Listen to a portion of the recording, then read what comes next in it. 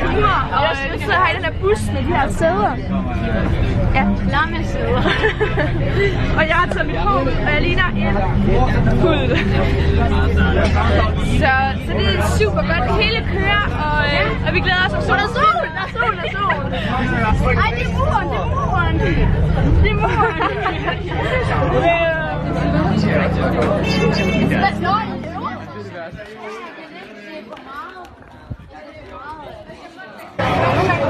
Jeg er bare en lys, jeg er bare en mig.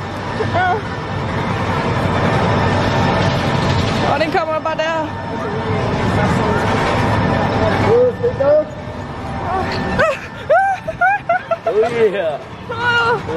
Okay, vi klarer det. Skal nedad igen. Hold kæft, altså det er det sjoveste. Ej, det næste, der sidder der. Ja, det gør så. Nej, hvor det... Ja, wow, det har jeg slet ikke lige set. Shit. Nu er vi op.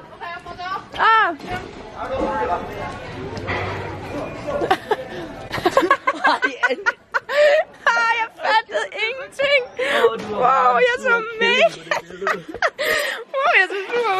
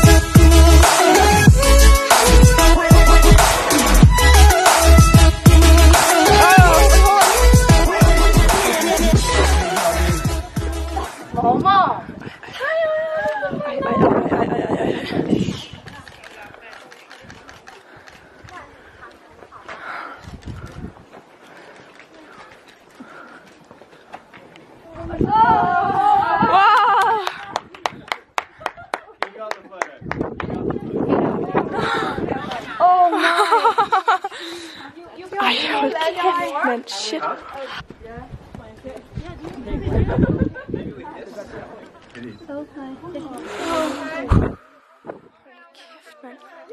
Denmark. Oh, Denmark! Yes! No, in Jylland. Nej, jeg synes, det mener, det gør det. Telefonen bliver bare ved med at ringe. Lige nu der er vi sådan helt off-pist her. Og vi er meget forsigtige, fordi det er rimelig stejl her. Men vi klarer det, og der er nogle søde mennesker til at hjælpe. Så det er rigtig godt. Længere ned med foden, så du kan godt komme længere ned. Det her, det er så vildt. Ej, hvor er det vildt. Hvor er det vildt. Ej, jeg kan slet ikke beskrive det her. Det er det vildeste syn, jeg har set nogensinde.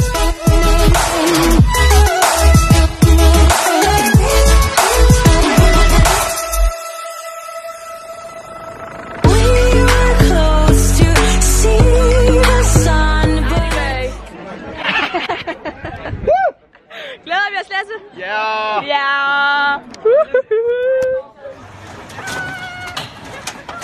Var det sjovt, Pia? Ja, det var vildt, griner!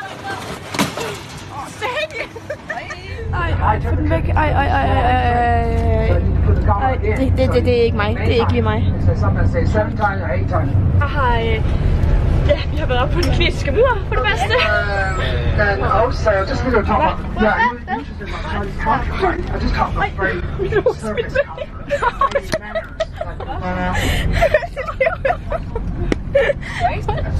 Hvad gjorde?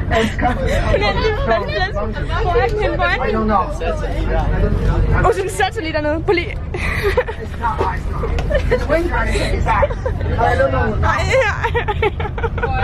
Sådan en gavebutik, hvor man kan købe. Nu skal vi ind til en fabrik, som laver sådan en porcelæn, hvor de tegner på det. Det er skide godt. Og nu skal vi se ind i den her pissevogn, og jeg er blevet lidt solbrændt. Og mit kravben, det er ret ulækkert. Ej, Annie. Ej, Maja. Så ja, det bliver virkelig godt. Og ja, vi glæder os. Glæder vi os? Ja, vi gør. Ja, vi gør. Prøv lige. Wow, så det er fordi, jeg forbinder det med porcelæn, jo. Ja, okay, så det er ikke porcelæn, nej, det er jo metal. Det er metal, du starter med at lave. Det er rigtigt. Det er meget lettere, end man tror. Ej, den er let. Nej, hvor fint. Jeg kan ikke se nogen. Jeg kunne ikke se den. Hvordan kan I ikke se den? Den står lige der.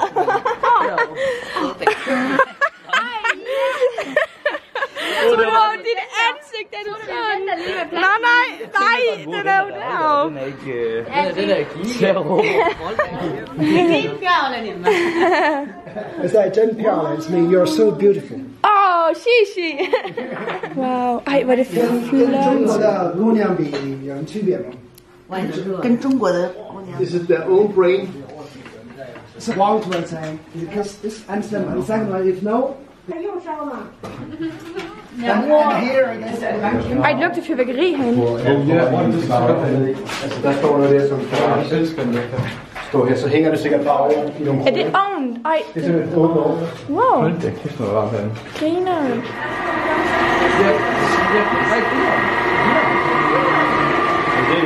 Det er finish resultat. 450.000. Hold da kæft. Mener du det?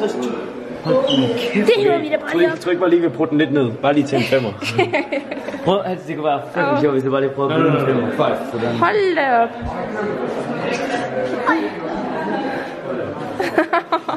Svin.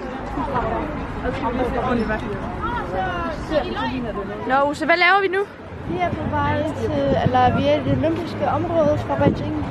Her var der olympiade i 2008. Yes. Til Fullereden, og så skal vi til svømmehallen. Jeg ved ikke, hvad det her der er. Nej. Og det er sikkert fra et helt andet sted. Du er kvik. Prøv at lave en prank på nogen. Eller det er ikke helt en prank måske. Den her flok er mærkeligt det her.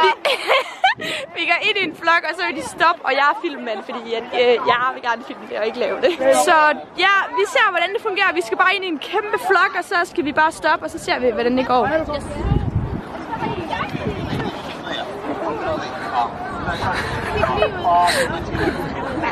er så så super larmt ud, så nu vil de prøve at falde om midt i det hele. Så lad os se, hvordan det går.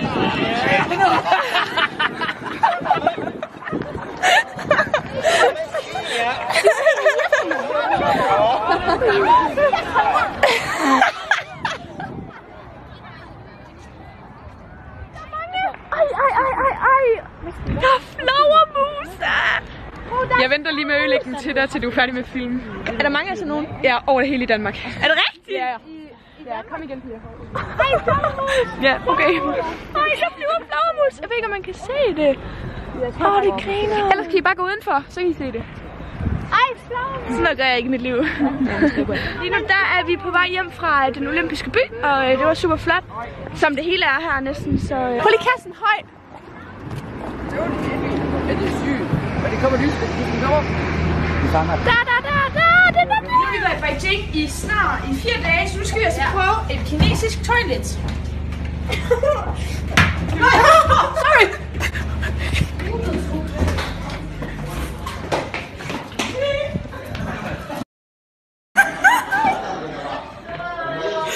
Lille er græd lige nu, men jeg griner pisse meget, og jeg er så tæt på at tisse i bukserne. Mange tøj, vi gik lige ind der til en dame, så var der en derinde. Ej. Vi går ind på gerningsstedet. Sorry.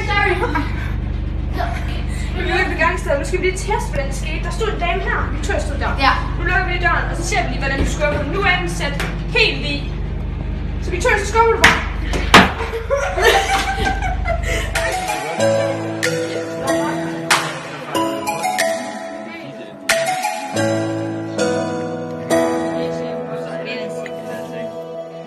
På hotellet, og klokken den er cirka 11, og jeg har lige snakket med min familie i FaceTime, og det var mega hyggeligt og helt vildt mærkeligt og sådan lige se dem og sådan noget, men det var mega rart. Nettet er rigtig dårligt hernede. Ja, så lige nu der sidder jeg lige og får et overblik over mine penge, fordi at man får rigtig mange små sedler, og jeg elsker det. Jeg elsker at have mange sedler, det er så hyggeligt. Men prøv at se, den her, det er bare 1 krone hver, og så er der bare en hel seddel til det. Altså, det griner. Nå. Fordi vi skal på Perlemarked på søndag, og så skal jeg lige gemme nogle penge, fordi jeg er faktisk virkelig dårlig til at gemme penge. Men ja, det var egentlig alt for i dag, så der skal ikke rigtig ske mere. Og så i morgen, der skal vi ud på en kinesisk skole, hvor vi skal lave en masse ting og sådan noget. Jeg tror, det er begrænset med, hvor meget jeg lige kan få filmet derude, fordi at der skal vi mere være sociale og være sammen med eleverne og sådan noget. Så det bliver også mega spændende. Alle ting, synes jeg var helt vildt spændende. Jeg glæder mig rigtig meget til det. Så ja, nu skal vi sove, og så skal vi bare op, og vi kan sove længe i morgen. Længe, vi skal op 7:15. Så det er lækkert. Ja, vi siger lige farvel på kinesisk. Det er Sheichang. Sheichang. Ja, det tror jeg. Sheichang. Vi er ind til skolen, og vi går her udenfor.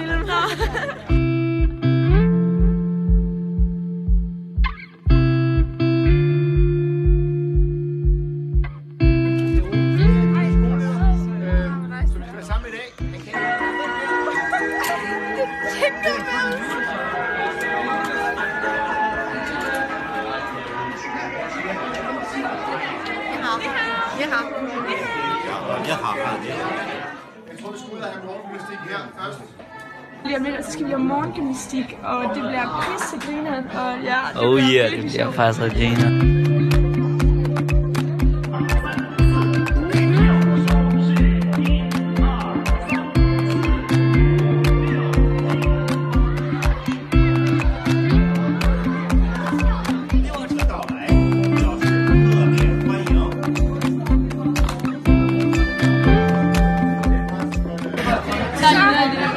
Så lyder det lige der maderne kager.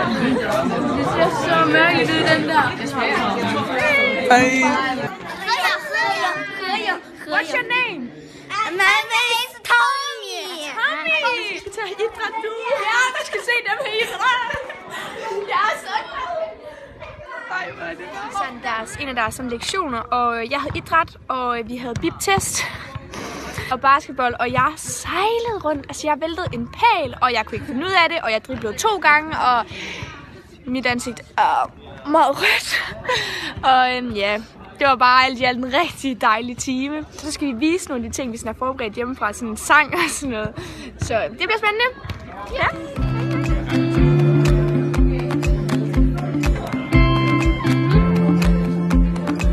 Så hvad skal vi til nu? Lige nu der skal vi til at se noget...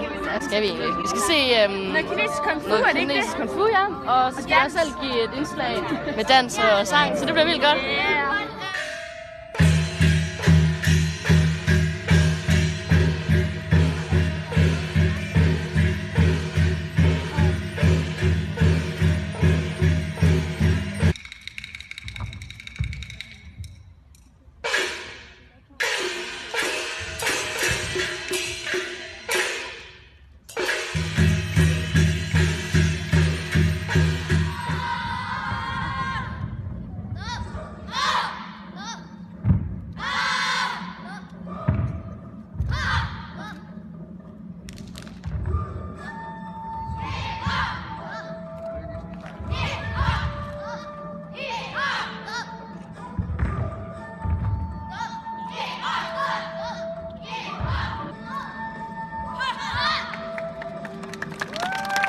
Pigerne fra Danmark dans.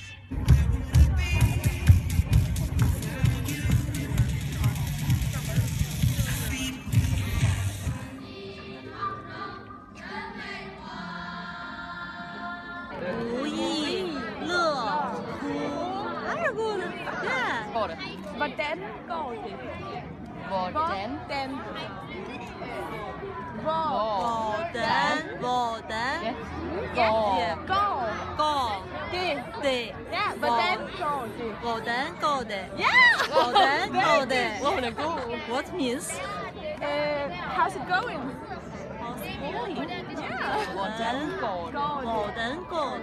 Hvordan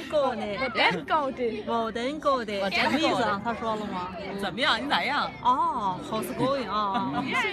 Nu skal de til at spille fodbold, dem der. Og jeg skal kigge på og hæppe, og det er sådan et sportssted det her, og det ser rimelig prof ud. Der er rigtig mange af det. Nice. Ja, det bliver skide godt. Vi glæder os. Nej, jeg er så bange. Ja, det er godt, Daniel! Hey, der står forresten 1 breaking 0 til Søving. Ja tak! Så er de done, og jeg tror der stod sådan 5-1 til os. Hvad foregår der? Så det var rimelig crazy, at de står lige her og tager billeder. Jeg kan bedre lige på den der, hvor vi bor. Nej, vi gik til fodbold. Vi vandt! Nu skal vi til akrobat, er det ikke det, det hedder? Jo, Nu skal vi til freaking akrobat. Jeg glæder mig så meget, jeg kan ikke beskrive det. Det er lang tid siden, jeg har hørt techno.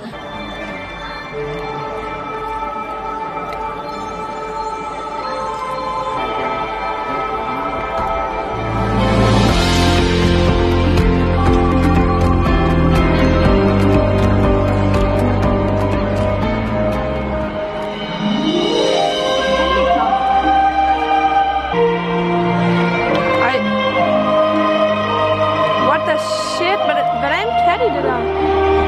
Hold da kæft.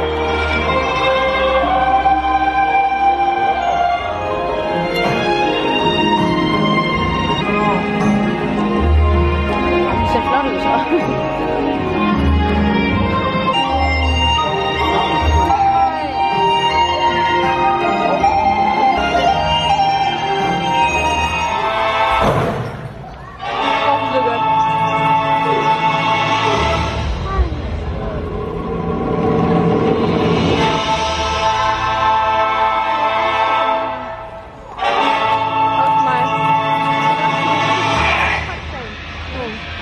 Det er sådan en gymnastik, der er på kræftbanen.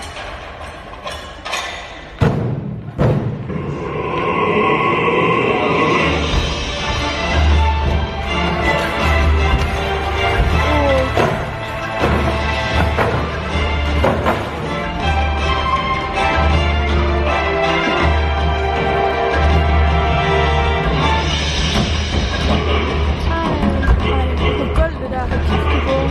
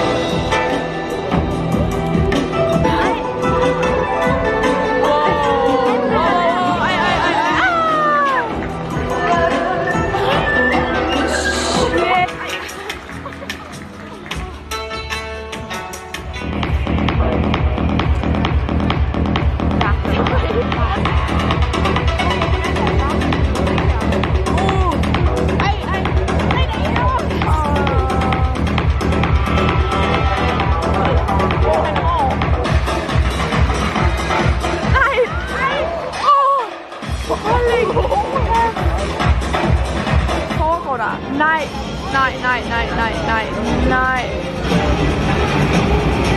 Ej. Jeg mundler allerede. Ej!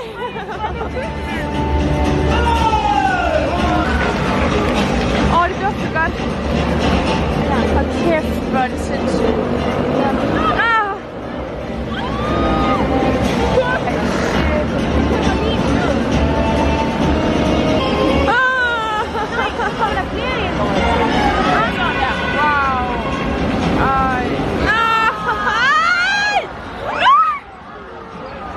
Freaking det. Der er 8. Der er freaking 8 motorcykler nu. Ej, shit.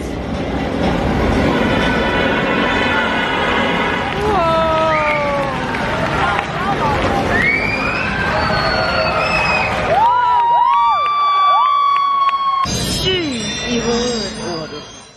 Okay, nu er vi på hotellet igen, og yes, klokken den er 9:30, og mig og Maja, vi har lige været nede og købe nudler. Jeg har bare undertøj og så min kimono udenover. Ja. Men ja, det er skide godt, vi købte den her smag med rejer. Ja. Og en smag med kylling og mushroom. Hvad hedder det på dansk? Hvad hedder mushroom på dansk, Maja? Champignoner, ja. Den her som hotellet det har, og det kører bare, og ja, det er dejligt.